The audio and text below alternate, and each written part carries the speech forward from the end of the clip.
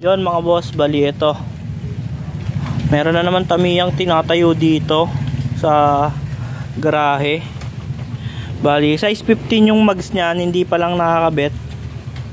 Hindi pa nadating yung order na Atara. Yan. Bali Toyota 4K nga pala yung makina nito. And nakakabit na yung mga tubo niya. Ayan yung tubo. Paganda ng tubo mga boss. Yan, and madumi at gawa ng naulanan, kapapasok lang nito. And itong mags na to tsaka gulong, yan pantayo lang yan, original po yan mga boss, Advan na 13. Ayan, tapos naka-mounting na rin yung manibela nya. Ayan, ayan bali electronic power steering pala yung gagamitin natin dito mga boss. Ayan kung makikita ninyo, ayan po, nakaporma na po siya dyan. Tapos ayan, stainless din yung pedal. Tapos yung mga kasukasuan nya stainless. Ayan, yung mga hanger.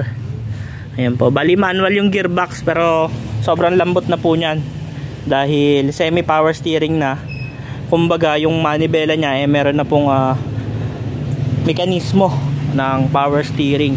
Bali dapat to suspension, wala tayong makuhang suspension, kaya ayan na lang yung ginawa natin para mas maganda tingnan. Stainless po yung mga kasukasuan. Ngayon, ito pa lang yung mga dumadating na pyesa. Ayan U-bolt, tsaka pa lang. Yan, babapingin pa naman yan. And pinorma lang. Yan, wala pa sa tindig nakatingala pa. Ayan po. Bali, bubutasan pa yung chassis para bumaba yung harap. Bali, Toyota 4K makina pala nito. Ayan, bali lumang owner to. Inayos lang natin yung chassis. Ayan, yun lang yung natira, yung makina tsaka chassis tsaka plaka. Ayan, dito naman sa windshield yung ginamit natin, original rin na frame. Ayan po. Yan yung kanyang windshield. Bali next update mga boss, naka na to, naka forma na yung kanyang mags. Ayan, and hopefully dumating yung pintor, maihango na natin dyan, mapinturahan na yung chassis.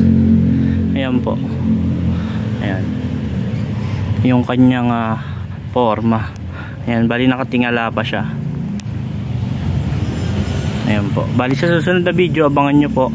Maganda tong Honor type jeep na to pag natapos, dahil ayun nga, loaded ang kanyang accessories. Ayan po, bali antayin nyo po sa next video upload natin.